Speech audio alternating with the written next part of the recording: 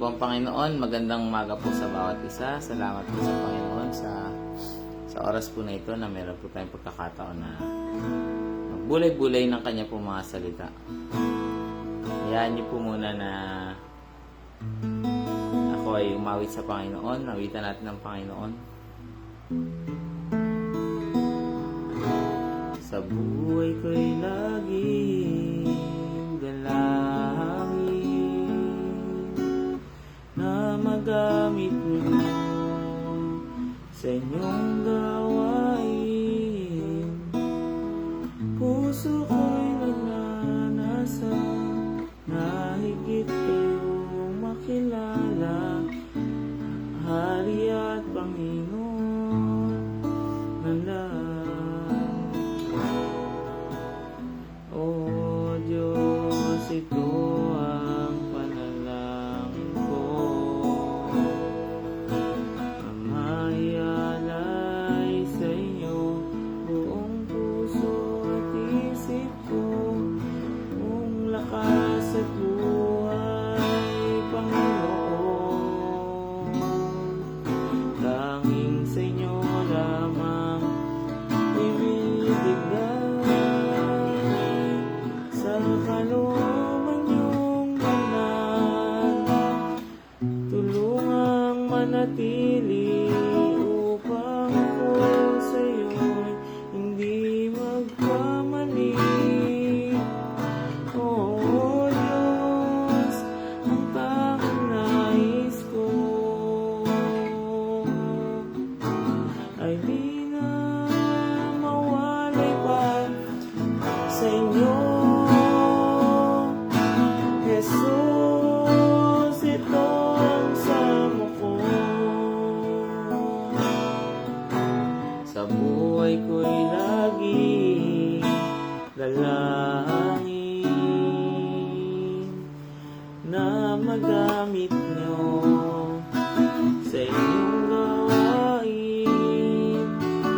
Puso ko'y nagnanasa na higit kayong makilala, Hari at Panginoon ng lahat. O Diyos, ito ang panalangin ko,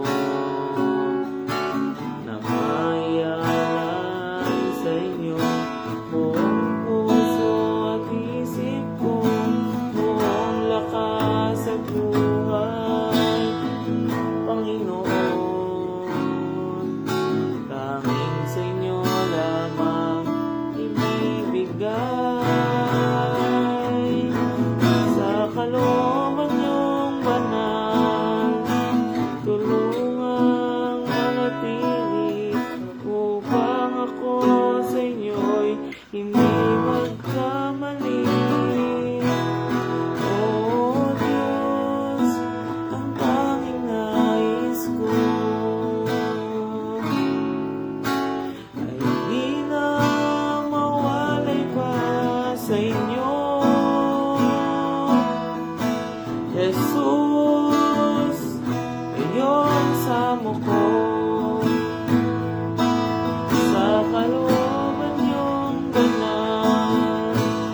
Tulungang manatili upang ako sa inyo'y hindi magkamali. O Diyos, tanging nais ko ay di na mawalay pa sa inyo. Jesus, ito ang samo ko.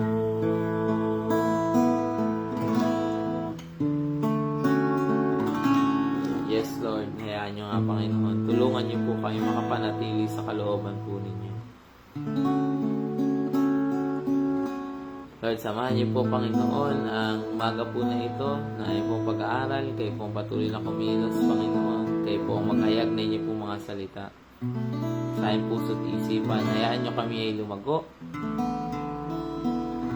sa aking pumapanampalataya At kamtan po namin yung kagalakan, kalakasan na nagmumula po sa inyong mga salita. Salamat po, Ama. Sa pangalan ni Jesus. Amen.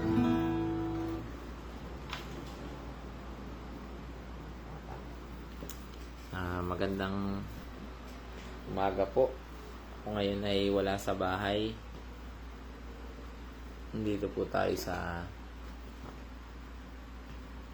Door Faith Taiwan para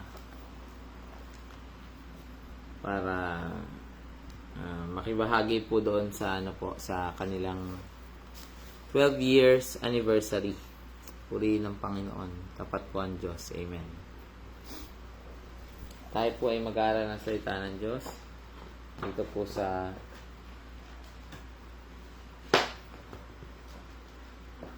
Marcos chapter 4 verse 18.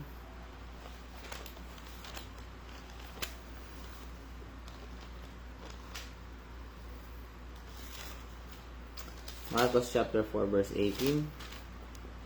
Ito yung mga binhi na itinanim.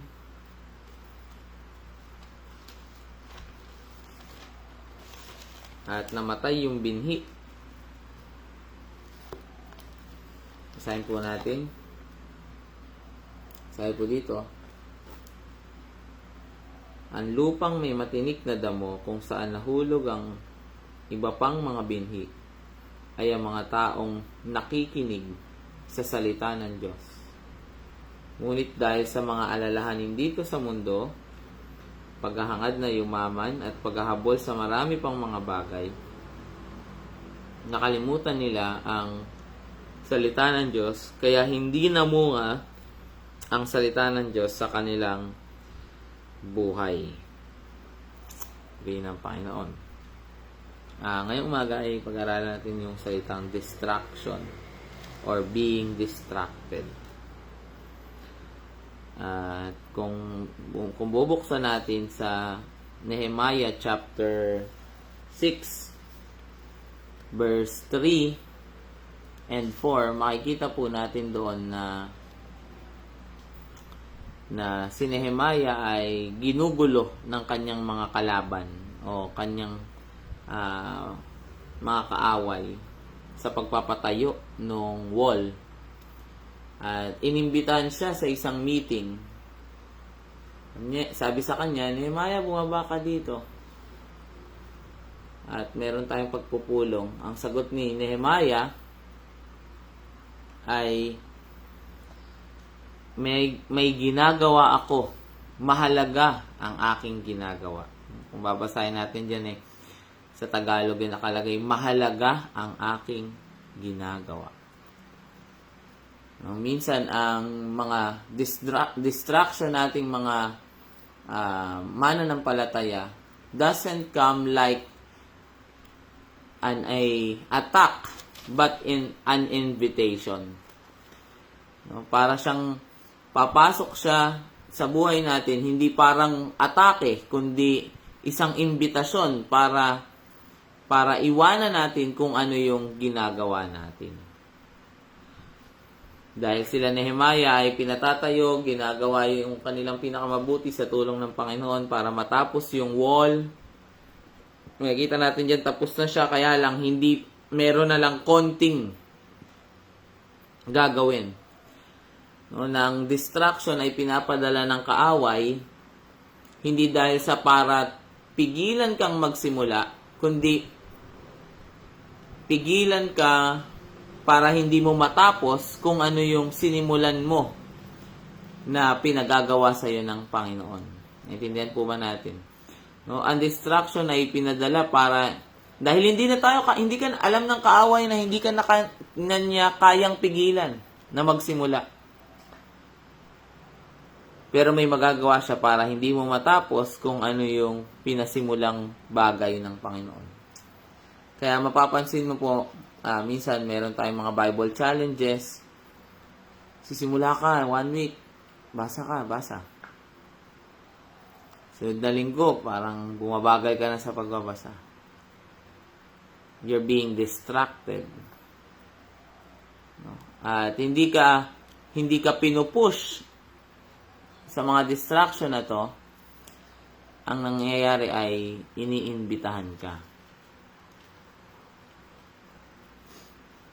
Dito sa Marcos chapter 4, makikita natin po dito sa Marcos chapter 4 verse 18, yung binasa natin kanina,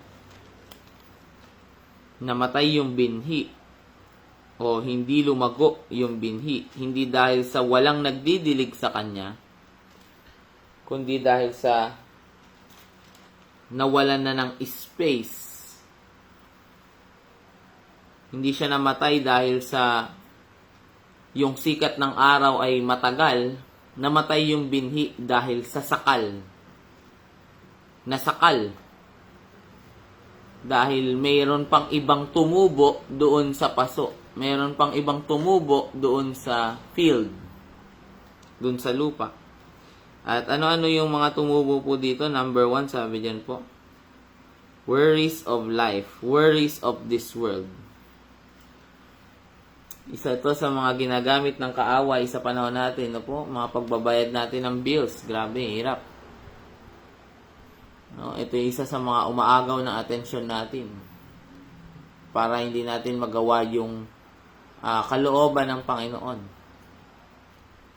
Nagiging maalalahanin tayo. Nagiging tayo po over sa pagtatrabaho o sa paggawa din ng kahirapan ng sitwasyon ngayon po. Kaya yung tendency ay maging distracted tayo sa pag-aasikaso. At take note, hindi lahat po ng distraction ay masama.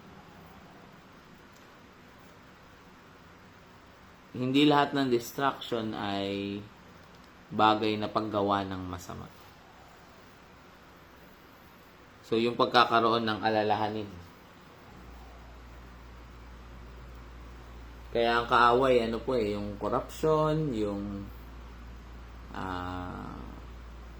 crisis, ginagamit talaga ng kaaway para yung mga mananampalataya, dahil alam ng kaaway na ang isang mananampalataya na may pera, itatalaga niya na yung buhay niya sa Panginoon. No, nasabi na natin yan, nakarinig na tayo ng pagka nagkapera lang ako, pastor, papatayuan natin ng church itong ating gawain.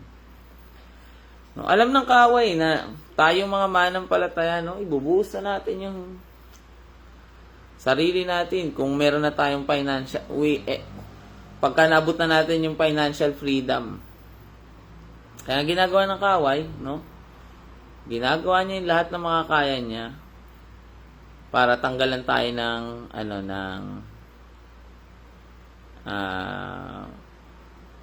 financial dominance, ng kapangyarihan pagdating sa pagkakaroon ng resources. So, yun yung number 1 po, worries of this world. Pangalawa, sabi po dito, na nagiging dahilan kung bakit nadidistract tayo, ay itong tinatawag natin na deceitfulness of wealth, or Tagalog nga ay paghahangad na yumaman. May maabot.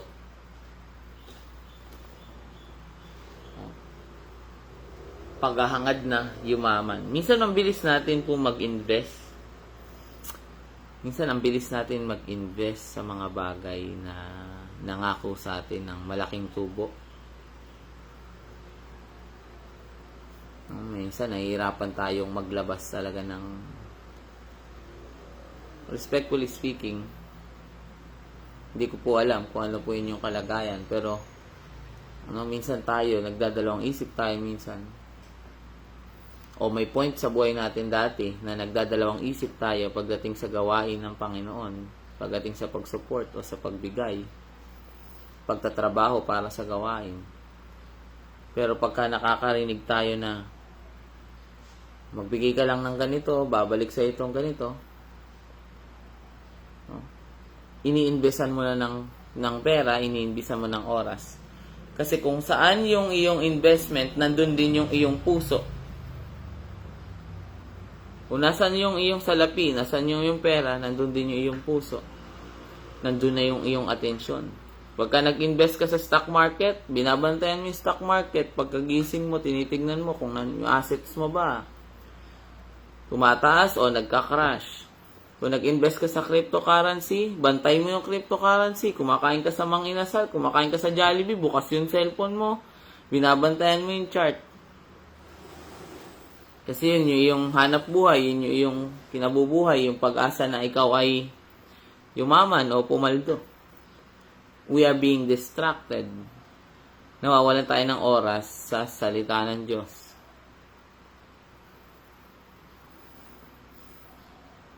Nawawalan tayo ng oras sa salita ng Diyos.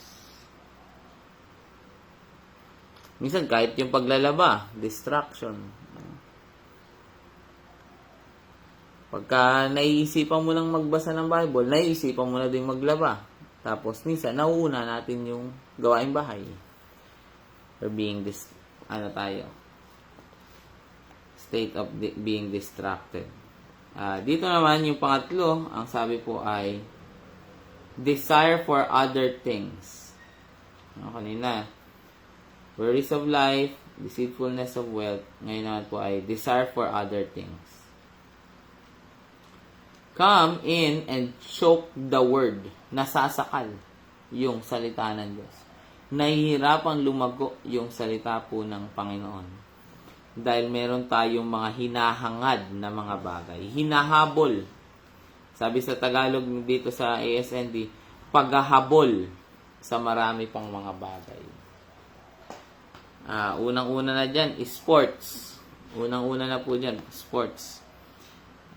Politics.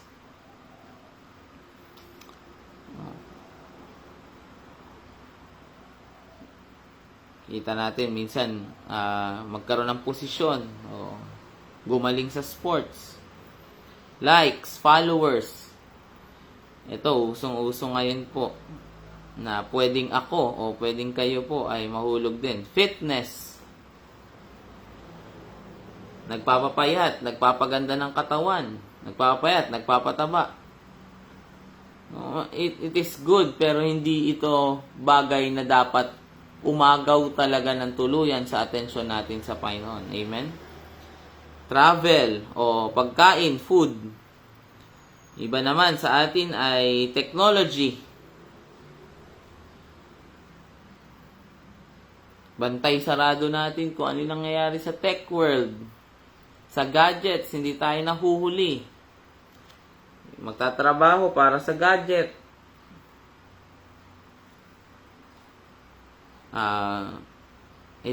Entertainment, movies. No? Mga series na pinapanood natin. No? Showbiz. No? Kasikatan. Hinahabol natin. Marami tayong hinahabol. At kahit pa yung education. Paghangad ng diploma. Minsan ay nagiging sobra. At hindi nagiging balanse yung ating buhay. Dahil tayo mananampalataya, amen? Meron tayong spiritual life, meron tayong physical life. Meron tayong buhay sa labas ng church, may buhay tayo sa loob ng church. Ang ayaw natin ay kainin tayo nung ating mga tinatangkilik.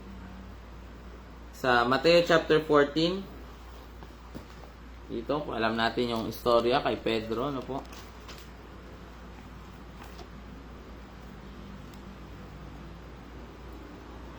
Si Pedro ay naging distracted. Dito po tayo magsimula sa 28. Matthew chapter 14 verse 28. Anong oras na po? Yan. Sumagot si Pedro sa kanya, Panginoon, kung kayo po nga yan, papuntayin niyo ako riyan na naglalakad din sa tubig. Halika, sabi ni Jesus. Kaya bumaba si Pedro sa bangka at naglakad sa tubig, patungo kay Jesus. Pero nang mapansin niyang malakas ang hangin, natakot siya at unti-unting lumubog. Kaya sumigaw siya, Panginoon, iligtas niyo ako. Dito makikita po natin, no? Si Pedro ay naka-experience, nakagawa, no? Naka-experience ng bagay na imposible. Yun ay yung lumakad sa tubig.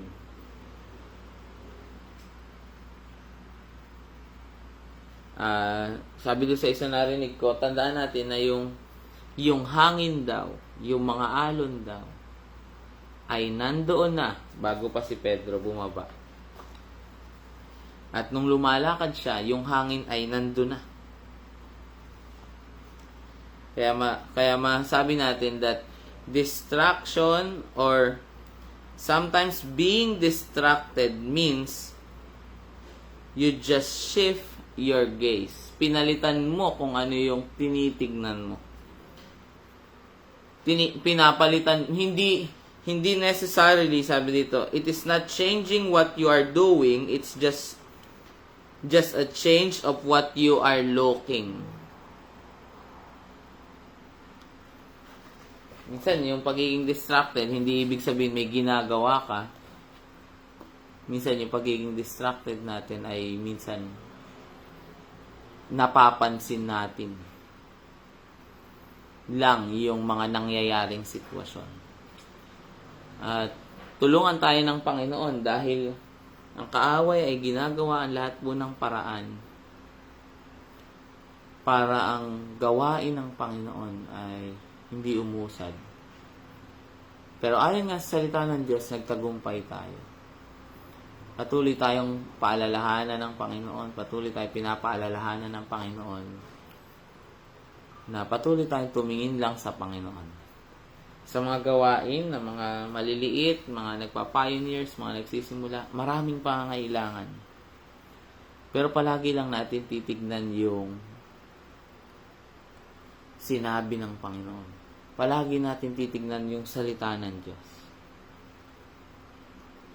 Palagi natin i-put yung focus natin na kasama po natin ang Panginoon. Na hindi tayo iniiwan ng Panginoon.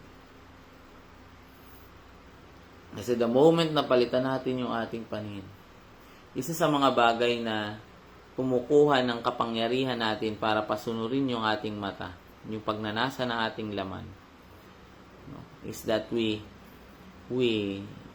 tag dito, pagpa-fasting o you put your body, yourself into subjection. Talagang tuturuan mo siya na hindi ngayon. At kung babalikan natin yun doon sa may Nehemiah chapter 6 verse 3 and 4, sabi, 4 na beses akong pinadalahan ng ganon ding sulat, 4 na beses ko ding tinanggihan iyon. Kailangan talaga minsan 4 na beses kang tatanggi. Sasabihin, Brad, magbabasa ka ng Bible, punta tayo dito sa ganito. May ginagawa kasi ako eh. Sasabihin naman, sige na, ngayon lang naman eh. May ginagawa kasi ako eh. Mayroon kaming tinatapos sa aming church, ganito. Minsan lang naman, nandito naman si ngayon lang tayo makukumpleto. Kasi ganito kasi. Minsan naabot ka minsan sa 4 na beses mong tatanggihan para makapagtagumpay ka doon sa distraction na pinadala ng kaaway. Kaya tulungan po tayo ng Panginoon. Lalo na pabalik ang Panginoon. Meron pa nga pong isang parable na alam natin. Yung nag-imbita ng kasal. Maraming mga hindi nakapunta dahil busy sila. Yung iba daw ay nakapagpakasal, yung iba may negosyo, yung iba merong iba-iba mga dahilan. Tulungan tayo ng Panginoon na habang papalapit yung pagbalik niya, mabawasan yung dahilan para tayo ay tumigil. Tularan natin sa tulong ng Panginoon, sa Apostol Pablo, sa pagkilos ng Panginoon sa kanyang buhay, Sabi niya, nagpapatuloy ako upang makamtan ang nasa hinaharap. Forgetting what is past, pressing on toward the goal. Salamat po sa Panginoon. Tayo po'y manalangin. Lord, salamat po sa inyo sa umaga po na ito. Ano man yung gawa ng kaaway sa inyong pong puso at isipan, ay sinasaway po namin sa pangalan ng Panginoong Jesus. Lord, expose nyo nga po ang gawa ng kaaway. Tulungan nyo po kami, Panginoon. Na sa aming paglakad, para hindi kami matisod, para hindi kami, Panginoon, tumigil. Hayaan nyo nga, Panginoon, na yung paningin namin diretso lamang po sa inyo. Kayo nga paglingkuran namin, hindi ang tao, Panginoon. Minsan pagkatitingin kami sa pinaglilingkuran namin sa mga tao, minsan naiisip namin hindi sila karapat-dapat ng oras namin o ano pa man pong bagay. Minsan pagka pupunta kami sa gawain, minsan parang naiisip ng mga tao, nagsasayang kami ng panahon. Pero hayaan nyo nga, Panginoon, ibalik nyo kami dun sa pagnanasa. Restore unto us the joy of our salvation. Na nung una kami nagsimula, kayo lang talaga yung hinahanap namin. Kayo lang ninanais namin paluguran, Panginoon. Hayaan nyo nga, Panginoon, na matuon ang aming paningin sa inyo, Panginoon. Para walang maging hadlang. At anumang magpapabagal, Panginoon, ay hindi mananaig. In the name of Jesus. In the name of Jesus. Salamat po sa umaga po na ito, Panginoon. Kayo po ang kikilos at sasama sa bawat isa sa aming po ministry, sa mga practices sa church. Kayo po ang sasama, Panginoon. Kayo magpapalago, Panginoon. Patuloy nyo kami ihanda sa inyo pong pagbabalik. Tulungan nyo po ang church, Panginoon, na kami ay makahayo, na ang buhay namin becomes a living testimony, Panginoon. A witness, Panginoon. At kayo rin po, Panginoon, patuloy na magpo-provide ng pangailangan ng bawat isa. Bigyan nyo kami ng katalinuhan, ng kasipagan, Panginoon. Bigyan nyo kami ng pabor, ng pagpapala, Panginoon. Mga pastor, Panginoon, na kumikilos, mga church leaders po namin, Panginoon, patuloy nyo pong gabayan ng bawat isa sa kanila. Ang Bible School, sa kanilang pagsisimula, tulungan nyo po yung mga estudyanteng mga nag-aaral na bagong pasok po, Panginoon, sa Bible School. Na sila rin po, Panginoon, makatapos, Panginoon, sa tulong at biyaya po ninyo. Mga teachers, mga supervisors ng Door of Faith. Ang Pastor Joseph, Panginoon, ang kanilang pamilya. Lord, in the name of Jesus, kayo po ang patuloy na magsisecure, magpapala sa bawat isa. Salamat po sa inyo, Panginoon.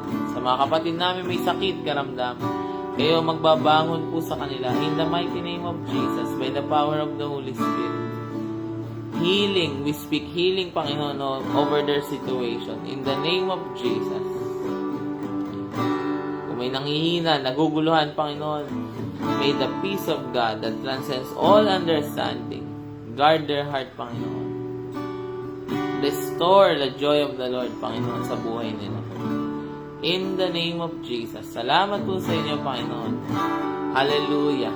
Purihin kayo, Panginoon. Salamat po sa inyo. Purihin kayo, O Diyos. Salamat po. Ito po aming dalangin sa pangalan ni Jesus. Amen. Praise God, purihin po ang Panginoon. Salamat po sa Panginoon sa umaga po na ito. God bless po.